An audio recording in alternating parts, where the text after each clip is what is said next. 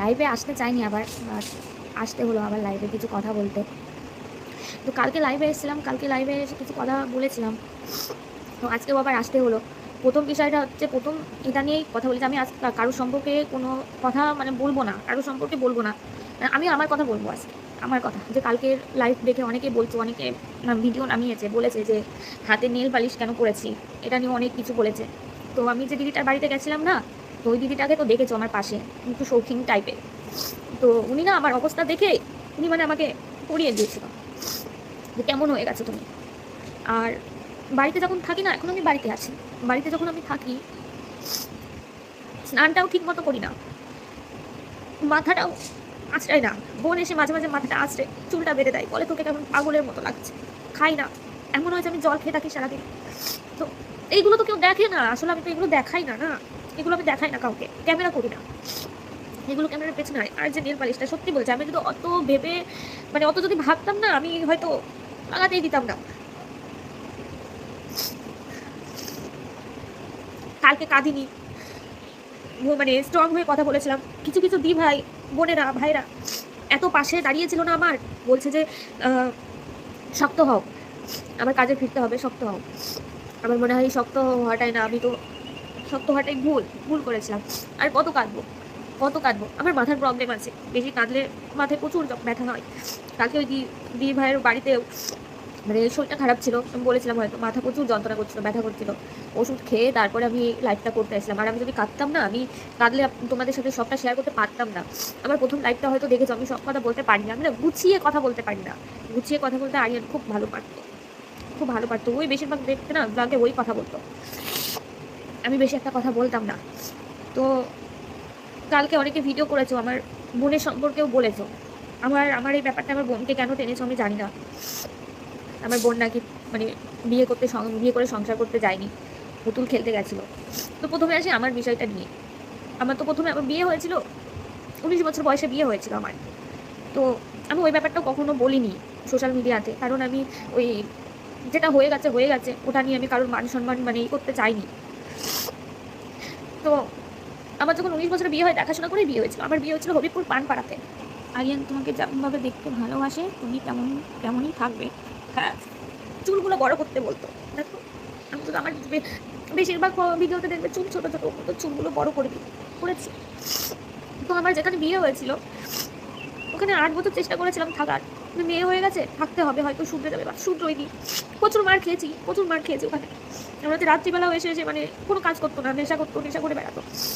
বাড়িতে সব কাজ করেছি, মিস্ত্রি ছিল আগের হাজব্যান্ডের শ্বশুর, 6টা করে মিস্ত্রি থাকতো, তাদের রান্না বাড়া সব করেছি। আমি প্রেগনেন্ট অবস্থায় মার খেয়েছি, 9 মাসে, যখন আমার 9 মাস ছিল তখন আমি মার খেয়েছি।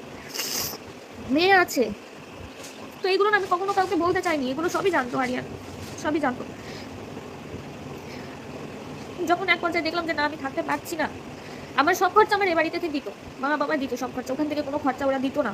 মেয়ের পড়াশোনা, মেয়েকে ইংলিশ মিডিয়ামে ভর্তি করেছিলাম, সবটাই আমার বাবা দিত। ওর মানে প্রথম হাজব্যান্ড তো কোনো কাজই করতো না, টাকা দেবে কি করে, তো এখান থেকে যেত। তো আমি বললাম সব টাকা ওখান থেকে আসছে, তারপরে আমার সাথে এরকম টর্চার হচ্ছে, তাহলে আমি এখানে থাকবো কেন। তারপরেও আমি না থেকেছি, 8 বছর থেকেছি, চেষ্টা করেছি যে না ঠিক হবে। যখন দেখলাম না আর হচ্ছে না, তখন মেয়েকে নিয়ে আমি এখানে চলে আসি। মেয়েকে নিয়ে এখানে আসার পরে ওই টুকটাক কাজ করতাম বাড়িতে থেকে, 2 বছর ছিলাম এখানে। 2 বছর পরে আরিয়ানের সাথে পরিচয় হয়, তারপরে আরিয়ানের সাথে বিয়ে হয়। তো ভিডিও করেছে একজন, বলেছে আমার ননদ নাকি কালকে আমার লাইভে এসে আমাকে বলেছে আমি ধান্দা করি।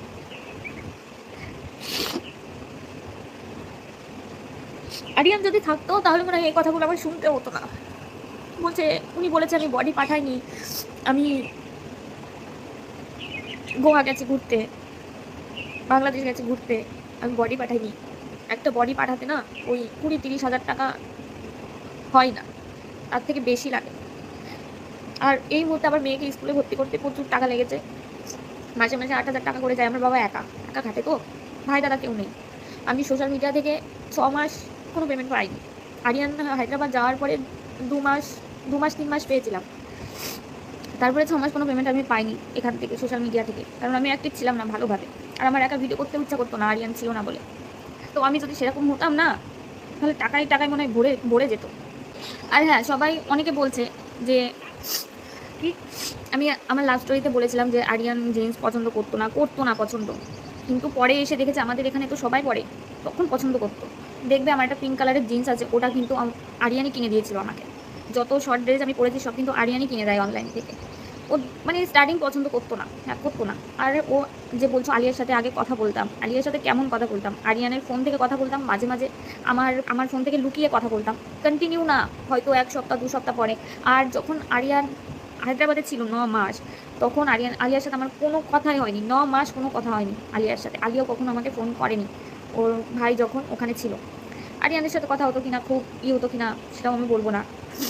আর এই যে আরিয়ান যখন এখানে আসলো, আসার পরে আরিয়ানের কিছু কিছু কাজ আমার ভালো লাগেনি, যেটা যেমন মানে আমি সংসারের কোনো কিছু একটা করছি সেটা নিয়ে ও নষ্ট করে দিচ্ছে, এরকম এগুলো আমার ভালো লাগতো না বলে ওর বোনকে আমি জানাতাম যে তোমার ভাই এরকম করছে ওরকম করছে, যে জানাতাম যে এরকম করলে তো হয় না, সংসারের জিনিস নিয়ে যদি ও নষ্ট করে তাহলে তো হয় না।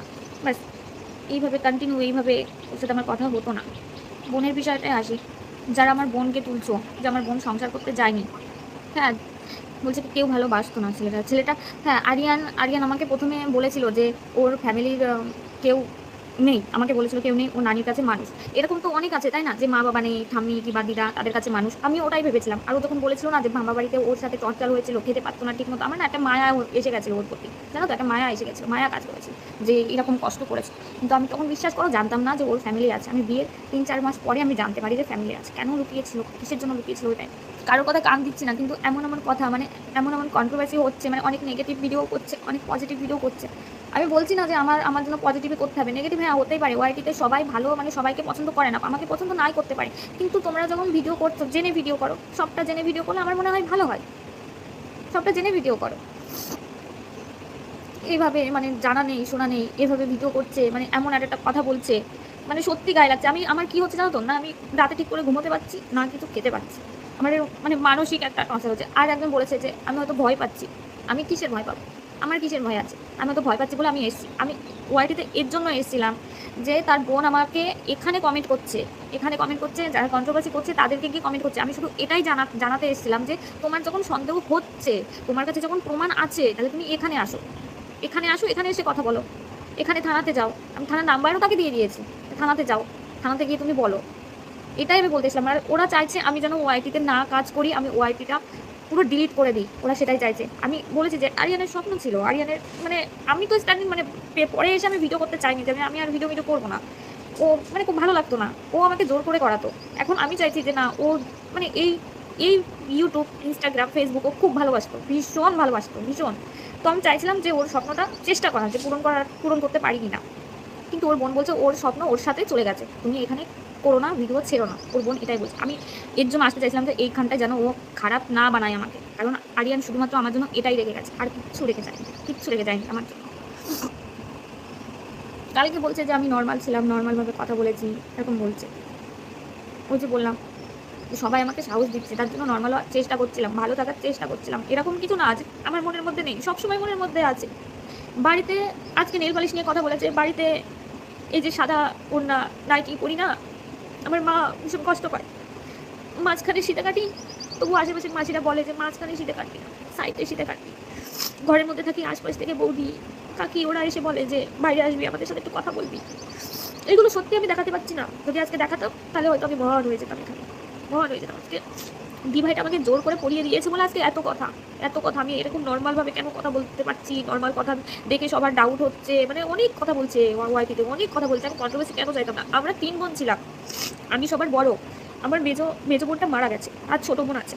মেজো বোনটা প্যারালাইসিস টাইপের ছিল, ছোটোর থেকে হাঁটা চলাফেরা করতে পারতো না, 22 বছরে মারা গেছে। তো আমার ওই বোনটাও যখন মানে অসুস্থ ছিল না, আমার ওই আগে শ্বশুর বাড়িতেও মানে খুব টর্চার হতো, তখন জানো তো আমি বাবাকে কিছু জানাতাম না, মাকে জানাতাম না, কেন জানো, কারণ বোনকে নিয়ে অলরেডি টেনশনে এসেছে না, তারপর যদি আমি আমার কথা বলি কেমন হয়, এর জন্য আমি কিছু জানাতাম না। কন্ট্রোভার্সিটা হলে আমাদের ভিডিও সবাই দেখে, এখানে ভয় লাগে, বাবার 2বার স্ট্রোক হয়ে গেছে, হয়তো বাবা দেখে হয়তো বাবার শরীরটা আবার খারাপ হয়ে যাবে। আর বাড়িতে না আমি কাঁদতে পারি না, দেখো আমি লাইভ করছি ঘরে দরজা দিয়ে, বাড়িতে কাঁদলেই না বাবার চিন্তা হয়, বুকে ব্যথা হয়, এরকম, বাড়িতে কাঁদতে পারি না। হ্যাঁ বলতে পারে এখন কাঁদছি কেন, না আওয়াজ যাবে না, বাইরে দরজা দিয়ে রেখেছি, যদি বুঝতে পারে আমি লাইভ করছি চলে আসবে, কেন চিন্তা করছি। সকালবেলা খেতে বসেও মানে আমি চোখ দিয়ে জল বেরিয়ে যাচ্ছে, বাট তাড়াতাড়ি খেয়ে আমি মানে ওদের সামনে বেশিক্ষণ থাকি না, থাকলে আমার চোখ দিয়ে জল বেরিয়ে যায়, থাকতে পারি না।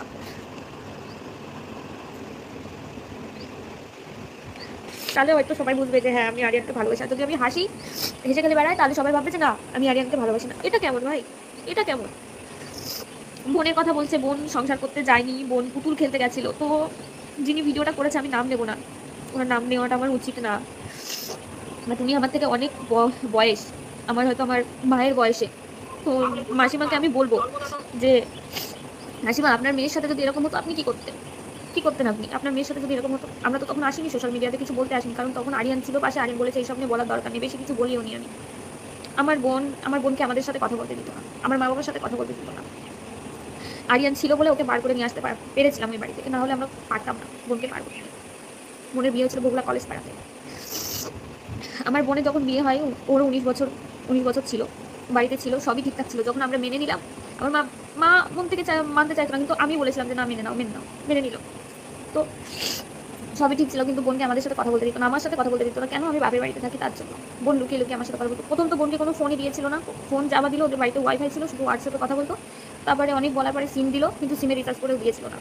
তারপর বোনের সাথে টুকটাক কথা বলতাম, আমাদের সাথে কথা বলতে দিত না বলে মানে লাস্ট যেদিন ওর বোনকে নিয়ে আসে এই বাড়িতে, সেদিন আমার সাথে কথা বলেছিল রাত্রিবেলা। কথা বলে না নাম্বার ডিলিট করতে ভুলে গেছিল, সেটা নিয়ে ওর বাড়িতে অনেক কথা শুনিয়েছিল ওর শাশুড়ি, অনেক কিছু বলেছিল, অনেক কিছু। মানে আরিয়ানকে নিয়েও শ্বশুর বাড়িতে থাকে, অনেক কিছু নিয়ে কথা বলেছিল, বাজে বাজে কথা বলেছিল, যেটা আমার বোন সহ্য করতে পারি না। আমার বোন না একটু অন্য টাইপের, মানে গালি গালাজ সহ্য করতে পারে না।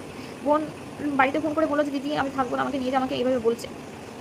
তো ওই সময়টা আমি গেছিলাম, কেন বলছিলাম, খুব কাঁদছিল, কিছুদিন ধরেই অশান্তি হতো। আমরা বলতাম চেপে থাক কিছু হবে না, খুব কান্না করছিল। তখন আমার একটা কথাই মাথায় ছিল যে আমাকে যখন মারতো না রাত্রি 11টা-12টার সময়, আমি তখন বাবাকে ফোন করে বলতাম, তখন আমার তো কোনো ভাই নেই, আমি ফোন করে বলতাম যে বাবা আমাকে নিয়ে যাও। তখন আমাকে আনতে জানতো না, কেউ ছিল না, মার খেতাম, ওরকম মার খেতাম। তো আমি দেখলাম বোনকেও এরকম মানে কান্না করছে, ও কান্না যখন করছে খুব আদরে, আমার বোন খুব আদরে, আমাদের অনেক ছোট আমার থেকে। তো আমি এখনই যাবো, আরিয়ান তো বললো যে চল এখনই যাই। রাত্রি 12টার সময় ওকে বাড়ি থেকে বার করে নিয়েছিলাম, তাও বার করতে পেরেছিলাম না। যখন ওকে আনতে গেছিলাম ওকে আটকে রেখেছিল ওর শাশুড়ি। ঘরে ও রেডি হয়েছিল, ঘরের মধ্যে ওকে আটকে রেখেছিল, সেটা মানে দরজা বাড়ি থেকে লক ছিল, সেটা আরিয়ান দেখে ফেলেছিল। জানালা দিয়ে দেখে ফেলে আরিয়ানকে সোমাকে বলছে তুমি তো দরজা বান্ধ করকে রাখা। তো বলেছিল যে হ্যাঁ। তারপর অভিজিৎ ওটা খুলে দিয়েছিল, ওর হাজবেন্ডে যে ছিল ওখানে আরিয়ানকে মারতে এসেছিল। আমি বলেছিলাম বোনকে কিছুদিন নিয়ে যায়, আমাদের বাড়িতে থাকুক, পরে ওকে বুঝিয়ে সুঝে পাঠিয়ে দেবো। ওরা সেটাও আসতে দেবে না, টানা হিসা করছিল। এত টানা হিসা করতে করতে ওদের জোরের সাথে আমি পারিনি, বোনকে ভেতরে নিয়ে গেছে, নিয়ে ওদের মেন গেট দিয়ে দিয়েছে। আমি আরিয়ান বাইরে, একটা ভাই গেছিল বাইরে। তখন বোন কান্না করছে, বলছে দিদি আমাকে নিয়ে যা। ওর কাছে একটা ব্যাগ ছিল, ব্যাগে ছিল সোনার শাখা আর গলা, ওটা আমার কাছে দিয়ে দিয়েছিল। বারবার বলছিল যে বোন দিয়ে আমাকে নিয়ে যা, আমি থাকবো না, আমাকে নিয়ে যা, আমাকে মেরে ফেলে দেবে, এরকম বলছিল। তখন আমরা কি করবো, বউগুলো ফাঁড়িতে গেছিলাম, ফাঁড়িতে গিয়ে পুলিশের সাহায্য নিয়ে তারপর বোনকে বার করেছিলাম ঘর থেকে। তারপরেও সব ঠিক ছিল, কিন্তু ওরা ঠিক ছিল না।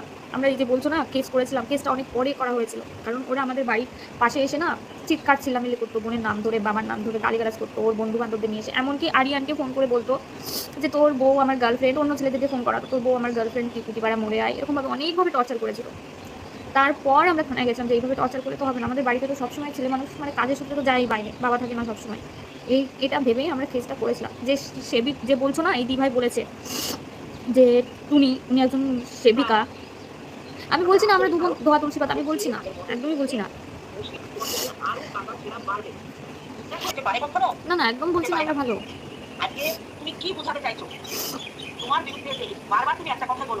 যে টুনির কথা বললে, তুমি আজকে আমার বোনের কথা এসছে বলে আমি বোনের কথাটা বলছি, নাহলে আমি আসতাম না, বলতাম না। আমি জানি এটা নিয়ে আবার কন্ট্রোভার্সি হবে, আমি আর কিছু বলবো না। আর আমি যে বলছো না পুলিশের ভয় দেখাচ্ছি সবাইকে পুলিশের ভয় দেখায়নি। আমি বলেছি পোস্টমর্টম রিপোর্টটা আসুক, তারপরে ভিডিওটা করো, যে মার্ডার হয়েছে না অ্যাক্সিডেন্ট হয়েছে, পোস্টমর্টম রিপোর্টটা আসুক, এটা বলতে চেয়েছিলাম। যে থানা থেকেও এটাই বলছে পোস্টমর্টম রিপোর্টটা আসুক। তো উনি বললো যে টুনির কথা বললো, টুনি ফোন করেছিল, বলেছিল আমরা কৃষ্ণনগর থেকে আসবো, তোমাদের কথা শুনবো, সেই কথা বলেছিল। আমি তখন এনাকে চিনতামই না, জানতামই না যে ইনি এরকম নিউজ করে বেড়ায়, জানতাম না। তারপর উনি আসে, আমাদের বাড়িতে আসে একদিন, হঠাৎ করে না জানিয়ে আসে। ওনার সাথে একটা ছেলে এসেছিল, যে ছেলেটা, ওনার নামও অভিজিৎ সরকার, উনি হবিপুরে, আমার এক্স হাজব্যান্ডের ওখানে বাড়ি, আমার এক্স হাজব্যান্ডকেও চেনে উনি। তো আমি চিনতাম না ওনাকে, তখন আমি চিনিনি। যখন এসেছিল বাড়িতে, উনি বাড়িতে আসলো, ওনাকে আমি খারাপও বলবো না, আবার খারাপ বলবো। রাস্তা থেকে মাইকে নিয়ে কথা বলেছে। এবার তুমি যে আমার বাড়ি আসছো, তোমার তো একটা পারমিশন অবশ্যই নেওয়া উচিত, যে তোমাদের এগুলো আমি ভিডিও করছি, ভিডিও করে আমি ছাড়বো, তাই তো? ভিডিওটা ভালো করে দেখবে, সবাই মুখে মাস্ক লাগিয়েছিল, ওরা না কেউ মানে টুনির দলের কেউ ছিল না, ওরা সবাই ছিল সোমার এক্স শ্বশুরবাড়ির লোকজন। সোমা দেখে সবাইকে চিনতে পেরেছিল, শুধু 2-1টা মেয়ে ছিল ওই ওনার মানে ওনার সাথে। তো উনি যখন বাড়িতে এসে যে অভিজিৎ ভিডিও করেছিল, উনি কিন্তু কন্টিনিউ ভিডিও করেনি, ভিডিও যে করছে সেটা আমরা বুঝতেও পারিনি। করছে, নামাচ্ছে, করছে, মেন কথাগুলো নিচ্ছে, মানে পুরো উনি ঠিক আছে, উনি যদি সমিতির মানে লোক হয় ঠিক আছে, উনি পুরো লাইভ করতে করতে আসবে, পুরো লাইভ করতে করতে দেখাবে, তাই না? কেটে এডিট করে সুন্দর করে, উনি এত কোনো মানে হয় না। ভিডিওটা করেছে পুরো, মানে আমাদের কোনো কথা শুনেনি, আমাদের পাড়ার লোকের কোনো কথা শুনেনি। লাস্ট দিকে আমাদের পাড়ার লোক খেপে গেছিলো ওদের উপর, ওরা তাড়াতাড়ি বেরিয়ে গেছিলো। মানে ওই মহিলা যেভাবে আমার বোনের সাথে কথা বলছিল, ওনার কথা আমার বোনের মুখে লাগিয়ে দিচ্ছিল। ওখানে কি বড় টাইটেল হয়ে গেল, হরলিক্স। হরলিক্সটা তো ভাগ্নের হরলিক্স ছিল, কদিন দিয়েছিল? আমার বোনের যখন শরীর খারাপ হয়েছিল তখন দিয়েছিল, কন্টিনিউ তো দেয়নি, 2 দিন 3 দিন দিয়েই মানে টাইটেল লিখে দিল, বেডে বসে বোন কি বৌমাকে হরলিক্স গুলিয়ে দেয় শাশুড়ি, হয়ে গেল এটা। ভিডিওটা এমনভাবে করলো, আমরা খারাপ, তাও মেনে নিয়েছি যে হ্যাঁ আমরা খারাপ, যা হয়েছে হয়েছে, আমরা খারাপ। আমরা ভালো, আমি বলছি না, এখনো বলছি না আমি ভালো, কিন্তু যারা ভিডিও করছো সঠিকটা জেনে ভিডিও করো। তোমরা দরকার আমার বাড়িতে আসো, এসে আমরা হয়তো মিথ্যা কথা বলছি, আমার পাড়ার সব মানুষ মিথ্যা কথা বলবেন, আমার পাড়ার সবাই খারাপ না, এসে শুনে যাও। শেষের দিকে ব্যবহার আচরণ আরিয়ানের সাথে বলেছে যে শেষের দিকে ব্যবহার আচরণ ভালো ছিল না। কেন ভালো ছিল না? ওই যে আমি ঘরের জিনিস তৈরি করছি বসে এটা নষ্ট করছে, এটা কার ভালো লাগবে?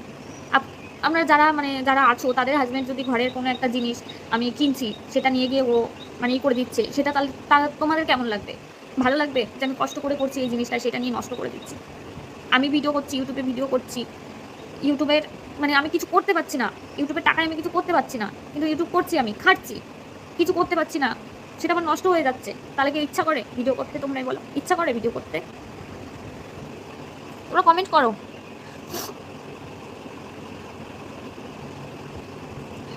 তারপরে হ্যাঁ, আরেকটা দিভাইয়ের ভিডিও দেখলাম। দিভাই অনেক কিছু বলেছে, ভালো বলেছে। দিভাই আমাকে বুঝিয়েছে, আমি তো একটু বুঝি কম, আমাকে বুঝিয়েছে দিভাইটা।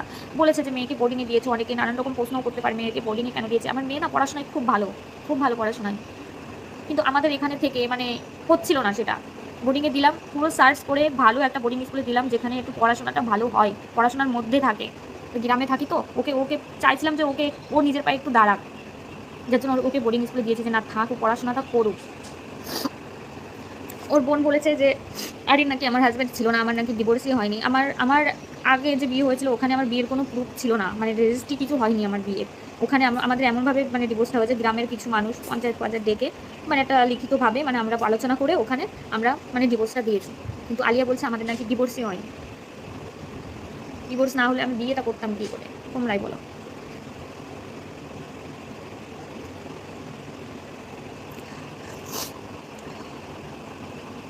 কি বলতো, খারাপ লাগে, কখন খারাপ লাগে জানো তো?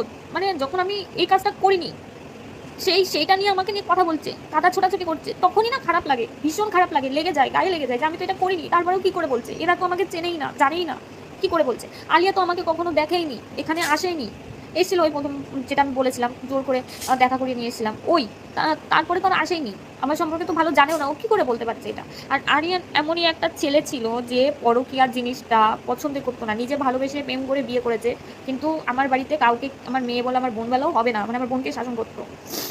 আমার বোনকে বলতো তোমার যদি কাউকে ভালো লাগে তুমি আমাদের কাছে এসে বলবা, এরকম বলতো, পছন্দ করতো না। আমার বোন বলতো তুমি প্রেম করে বিয়ে করেছো, আমরা করলেই দোষ, হ্যাঁ তুমি এমন এমন করো কেন? তো আর সেখানে যদি আমার কোনো কিছু থেকেও থাকতো, সে আগে সোশ্যাল মিডিয়াতে এসে জানাতো যে রুম্পা ने मुझे धोखा दे रही है, এটা বলতো, কারণ ও ওই দিকটাই খুব স্ট্রং ছিল, আর ও কাউকে ভয় পেতো না, কাউকে ভয় পেতো না। আর আমাদের সোশ্যাল মিডিয়াটা আমার ফোনেও ছিল, ওর ফোনেও ছিল, ও যখন তখন এসে ও বলতে পারতো আমার বিষয়টা যে রুম্পা मुझे धोखा दे रही है, এরকম বলতে পারতো।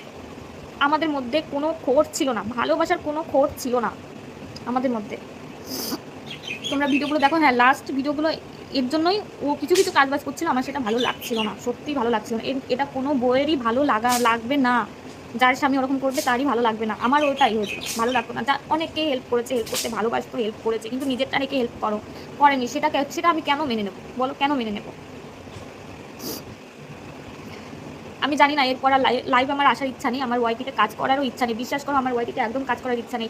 এই যে যা সব হচ্ছে না, আমার ভীষণ মানে মানে কি হচ্ছে, মানে মাথা খারাপ হয়ে যাচ্ছে, আমি পারছি না, এতগুলো চাপ আমি নিতে পারছি না, একদমই নিতে পারছি না। আমি সত্যিই ভালো নেই, আমি ভালো থাকার চেষ্টা করলেও এখান থেকে আমি ভালো থাকতে পারছি না, একদমই পারছি না। না এখান থেকে না, ওর ফ্যামিলি থেকে, ওর ফ্যামিলি, ওর বোন প্রথম আমার সাথে ভালো ব্যবহার করলো, ভালোভাবে কথা বললো, এখন এসে এরকম বলছে, এখন এসে এইসব কথা বলছে। তো প্রথমে আর কেউই চায় না, কোনো মেয়ে চায় না, কিনা চায় না, বাট আমি চাই না যে আমার শ্বশুরবাড়ির কোনো খারাপ কথা আমি বলবো। এতদিন আমি সোশ্যাল মিডিয়াতে কাজ করেছি, কেউ আজ পর্যন্ত জানতে পারিনি যে আমার আগের বিয়েটা কেন ভেঙেছিল, আজ পর্যন্ত কেউ জানতে পারিনি। আমি যদি খারাপ হতাম, আমি মানছি খারাপ, কিন্তু আমি যদি খারাপ হতাম যে আমার মেয়ে, আমার বিয়ে যেখানে হয়েছিল হবিপুর পানপাড়াতে, আমার মেয়েকে মাঝে মাঝে আমি ওখানে দিতে যাই, আনতে যাই। কারণ আমি চাই না যে ওর তো বাবা, আমি চাই না, ওর বাবা ওকে ভালোবাসে, মেয়েকে ভালোবাসে, চাই না যে ওর বাবার মানে মেয়ের প্রতি যে ভালোবাসাটা আছে মানে সেটা কেড়ে যাক, কিংবা ভালোবাসুক। তার অধিকার যতটা আছে আমার অধিকার ততটাই আছে, কারণ সে তার মেয়ে। মেয়েকে আমি দিতে যেতাম, মেয়েকে আনতে যেতাম ওখানে। এখনো আমার ইজ্জত যেভাবে আছে আমি মাথা উঁচু করে যাই ওখানে, উঁচু করে। আমার এক্স হাজবেন্ডও এই যে এইসব খবর শুনে ফোন করেছিল, এক্স শ্বশুরও ফোন করেছিল, কথা বলেছে, বললো যে কী করি। প্রথম দিকে টর্চার করেছিল, কিন্তু এখন সবাই সবাই মানে ওই যে বলে না, দাঁত থাকতে দাঁতের মর্ম বোঝে না, যেটা হয় আর কি।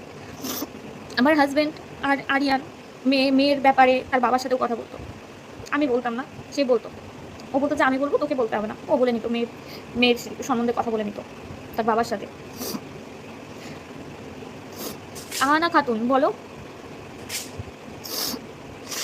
আমি জানি না, ওয়াইটিতে আমার থাকার ইচ্ছা নেই, আমার কাজ করারও ইচ্ছা নেই। ওর বোন চাইছিল আমি ওয়াইটিতে যেন কাজ না করি, ওয়াইটিটা যেন আমি ডিলিট করে দিই, সব কিছু সোশ্যাল মিডিয়া যেন আমি ডিলিট করে দিই। তার জন্য এরকম করছে, তো করুক। আর পোস্টমর্টম রিপোর্ট আমি থানাতে বলে দিয়েছি, পোস্টমর্টম রিপোর্টটা যেন ওর বাড়িতে চলে যায়, ওদের ঠিকানায় চলে যায়, আমার কাছে আসার দরকার, ওদের ঠিকানায় চলে যায়। সাবিনা ইয়াসমিন মিথ্যাবাদী। আচ্ছা সাবিনা, আমি তো মিথ্যাবাদী, আমি মিথ্যা কথা বলছি, তাহলে সত্যিটা কি তুমি বলো, কমেন্ট করো এখানে, সত্যিটা কি। আমি তাহলে জানতে পারবো যে হ্যাঁ এটা তাহলে সত্যি, এটা আমি যেটা বলছি সেটা মিথ্যা কথা। তুমি বলো তাহলে। কাল হ্যাঁ আমার ননদ বাজে বাজে কমেন্ট করেছে, বাট আমি দেখতে পাইনি, বিশ্বাস করো আমি দেখতে পাইনি। শক্ত কি করে হবো, যখনই এই যে শক্ত হতে গেলেই তো কথা শুনতে হচ্ছে। 1 মাসও হয়নি আমি কেন নীল পালিশ লাগিয়েছি, তাই না? এই যে আজকে চুলটা বেঁধেছি, এটা নিয়েও বলো, চুলটা কেন বাঁধলাম, ঠিক আছে বলো। মানে তোমরাই, মানে সবাইকে বলছি না, তোমরাই কিছু কিছু মানুষ, তোমরাই পারো এগুলো তুলে ধরতে, তোমরাই পারো। আর আমরা না সত্যি এত কিছু ভাবি না গো, এত কিছু ভাবি না।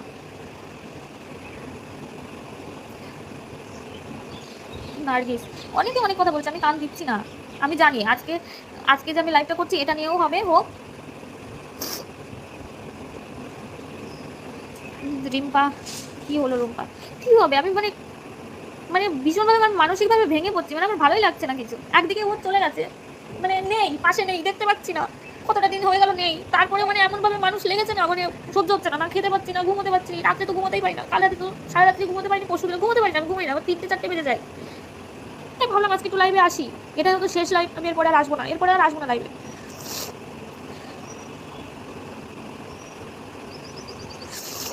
যেখানে ওর অ্যাক্সিডেন্ট হয়েছে ওখানে মাঝে মাঝে অ্যাক্সিডেন্ট হয়।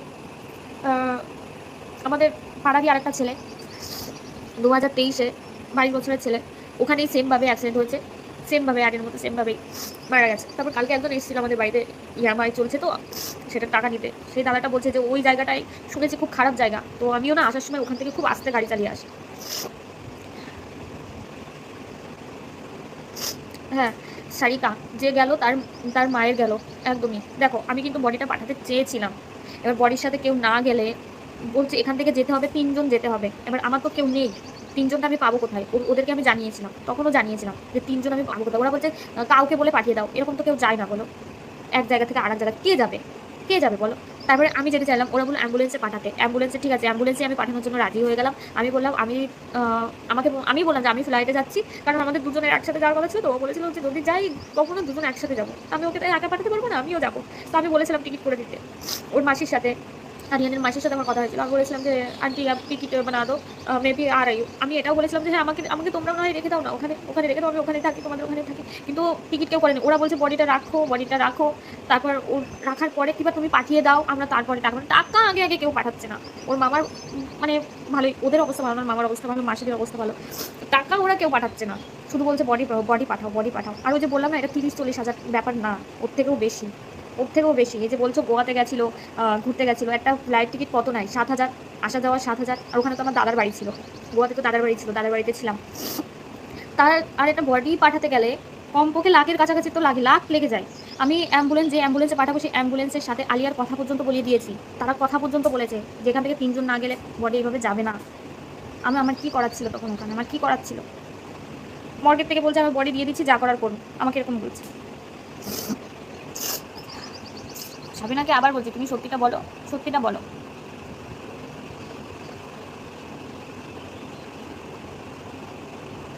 না গো, এইভাবে মনের কষ্ট যায় না, যে ভিডিও করবো আমি মনের কষ্ট যাবে। এখানে কি জানো তো, এখানে যদি আমি ভিডিও করে মনের কষ্টটা বলতে যাই না, তাহলে এখানে অনেক কিছু হয়ে যায়, অনেক কিছু হয়ে যায়। আমি ভেবেছিলাম মানে যে হয়তো আমি ভালো থাকবো, হয়তো ভিডিও করবো, হয়তো ভালো থাকবো, যাই হোক, কিন্তু না, ভুল ভেবেছিলাম আমি। রিয়া কি দুনিয়া। বলছো বেকার ছেলের সাথে বাবা মা বিয়ে দিয়েছিল কেন, কিছু ব্যাপার ছিল নাকি? এবার আমি বলি, বেকার ছেলে আমরা কেউ জানতাম না, আমাদের পুরো মিথ্যা কথা বলে বাজারে একটা দোকান দেখিয়েছিল, হার্ডওয়্যার্সের দোকান দেখিয়েছিল, মানে আমার আগের বিয়ের কথা বলছি, হার্ডওয়্যার্সের দোকান দেখিয়েছিল, বলেছিল মানে ফার্নিচারের কাজ করতো, দেখাশোনা করো, বাবার ডিজাইন কাটতো, দেখাশোনা করে দোকান দেখিয়েছিল, দেখিয়ে বিয়েটা দিয়েছিল। কিন্তু আমি বিয়ের 3 মাস 4 মাস এরকম পরে জানতে পারি যে দোকানটা নিজস্ব না, ভাড়ায় নেওয়া, এবং দোকানটা বিয়ের ওই কমাস পরে দোকানটা ছেড়ে দেয়, দোকানটা ওরা ছেড়ে দেয়। দোকানে যা মালপত্র ছিল সব বাড়িতে নিয়ে আসে, তো বাড়িতে একটা ছেলে থাকতো, আমি বলেছিলাম যে দোকান থেকে মালপত্র নিয়ে আসছে কেন, তখন ওই ছেলেটা আমাকে বললো যে তুমি জানো না বৌদি, দোকান তো ছেড়ে দিল। দোকান ছেড়ে দিল মানে দোকান তো নিজস্ব ছিল। বলছে না, ওটা ভাড়াই ছিল, মানে মিথ্যা কথা বলেছিল। সে বিয়ে দিয়েছিল কেন, আমার তো গ্রামে বাড়ি, আমার হাইট শর্ট, গ্রামের লোকজন যেমন হয় আর কি, তখন বিয়ের কাজ প্রচুর আসতো, বলতো যে অল্প বয়স আছে বিয়ে দিয়ে দাও, মেয়ের একটু গায়ের রং চাপা, হাইট শর্ট, পরে বয়স হয়ে গেলে হয়তো দেখতে মানে বাজে হয়ে যাবে, কেউ পছন্দ করবে না, তো এখন দিয়ে দাও ব্যাস। সত্যি যার যায় না সেই বোঝে, সেই বোঝে। আমি অনেক বড় বড় মানে ধাক্কা খেয়েছি, কিন্তু আমি এরকম ধাক্কা কোনোদিন খাইনি। আমি কখনো ভাবিনি যে আরিয়ান এইভাবে ছেড়ে চলে যাবে, কখনো ভাবিনি। সবসময় পাশে থেকেছে যে মানুষটা, সেই মানুষটা আজকে দেখো পাশে নেই বলে এতগুলো কথা আমার শুনতে হচ্ছে, তার ফ্যামিলি থেকেও আমাকে কথা শুনতে হচ্ছে, শুধুমাত্র পাশে নেই বলে।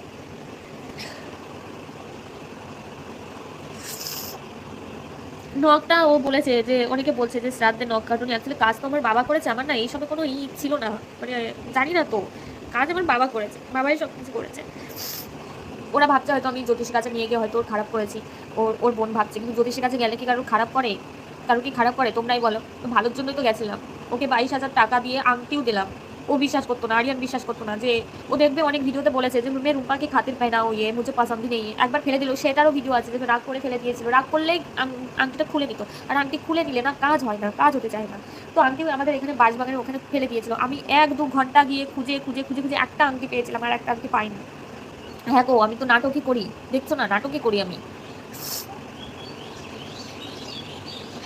আমি আসতাম না, মানে আমার বোনকে টানছে, মানে এগুলো কি?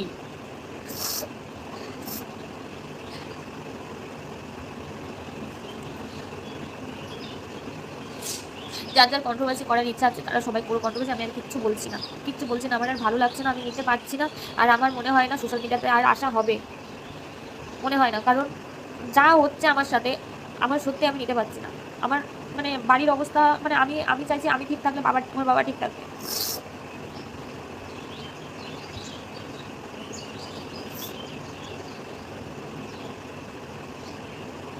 যারা যারা ভিডিও করে গেছিলো বোনের ব্যাপারে, যারা ভিডিও করে গেছিলো, যে অভিজিৎ ক্যামেরা করেছিল, মানে ভিডিও ছেড়েছিল, সে আমার এক্স শ্বশুর বাড়িতেও গেছিলো, রাত্রি 11টা 12টার দিকে গেছিলো, গিয়ে বলছে যে তোমাদের কি ডিভোর্স হয়েছে, মানে আমার ওই এক্স হাজব্যান্ড তখন বাড়িতে ছিল না, ও কোথায় কাজ করে সেখানে ছিল, বাইরে কোথায়, সে বিয়ে করেছে, তার একটা মেয়েও হয়েছে, তো সেখানে ছিল।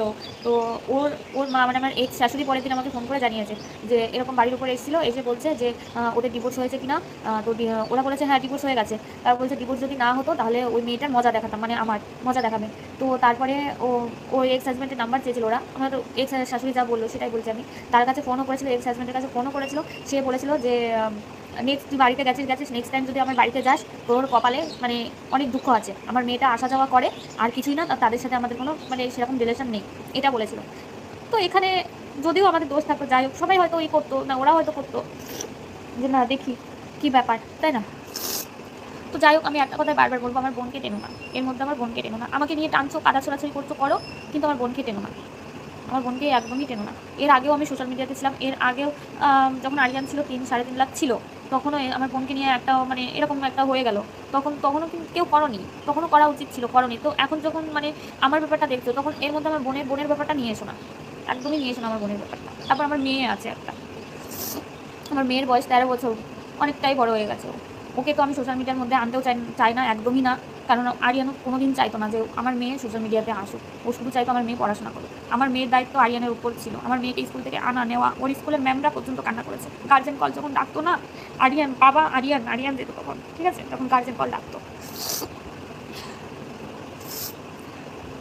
আমি সাবধানে থাকার চেষ্টা করছি। এই যে পাশের কিছু বোনেরা বলে, আমি মানে মাঝে মাঝে পাগলের মতো করি, তো যে কী হলো, কী হয়ে গেল, আমার সাথে কী হয়ে গেল, আমাকে সবসময় ডাকে, আমি পাচ্ছি না, মানে উল্টো পাল্টা চিন্তা ভাবনা আসে মাথায়, তখন ওই বোনেরা বলে যে দেখ জামাইবাবু কিন্তু অ্যাক্সিডেন্টে গেছে, তো তুই যদি নিজের ইচ্ছে যাস না, তুই ওখানে গিয়ে জিজুকে পাবি না, এরকম করে বোঝায়, জানো তো, এরকম করে বোঝায় আমাকে। তো যাই হোক, আমি একটা কথাই বলবো, আলিয়া কি চাইছে আমি জানি না, হয়তো এই জায়গাটা আমার নষ্ট করতে চাইছে। আর ওর যদি ওর কাছে প্রমাণ থাকে, ও এখানে আসুক, এখানে এসে দেখুক, এখানে কথাবার্তা বলুক। আর আমি থানাতে অলরেডি বলে দিয়েছি যে পোস্টমর্টম রিপোর্টটা যেন ওর ওখানে চলে যায়, আমার এখানে যেন না আসে, ওখানে চলে যায়। হয়তো ওরা এখানেও পাঠাবে, ওখানেও পাঠাবে, জানি না, বাট আমি চাইছি ওখানে চলে যাবে, কারণ সবটাই ওখানে চলে যাবে। আর এই দিভাই একটা কথা বলেছিল যে 1 কিলোমিটার দূরে অ্যাক্সিডেন্ট হয়েছে, আমরা কি দৌড়ে চলে যেতে পারতাম। তো 1 কিলোমিটার মানে সেটা আমার কোনো আইডিয়া নেই, আমি বলেছিলাম যে 1-2 কিলোমিটার, কিন্তু আমার আইডিয়া নেই কলাতলা থেকে গাজনা কুঠির পাড়া কতটা দূর হয়। যারা চেনো তারা প্লিজ মানে কমেন্ট করো, জানিও। কলাতলা থেকে গাজনা কুঠির পাড়া, ওখানে এক দৌড়েও যাওয়া যায় না, এক দৌড়েও যাওয়া যায় না। প্রতিমাদি শরীরটা ভালো নেই, মাথা থেকে যাই না, মন থেকে যাই না, সারাক্ষণ মনে হয় যেন এই ঘরে যখন আসি না, মনে হয় যেন আশেপাশে আছে, হয়তো ডাকছে আমাকে, এরকম মনে হয়।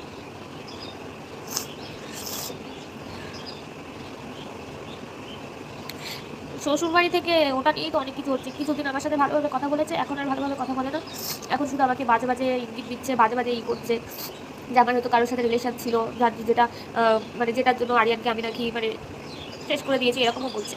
তো এটা তোমরাই বলো, এত সুন্দর একটা হাজবেন্ড, মানে এত হ্যান্ডসাম, ওকে ছেড়ে কি অন্য ছেলের কাছে যেতে ইচ্ছা করবে? করবে যেতে? বলো তো তোমরাই, করবে?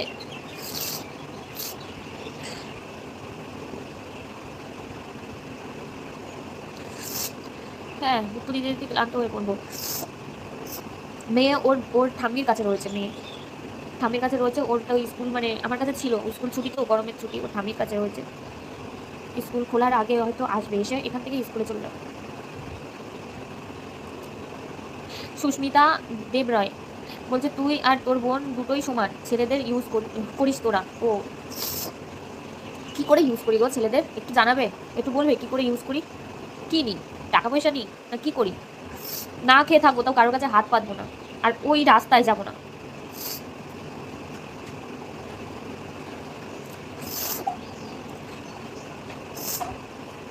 যাই হোক, অনেক বাজে কমেন্ট আসছে, আমি আর এখানে থাকতে পারবো না, আমি যাচ্ছি, আমার একদমই ভালো লাগছে না।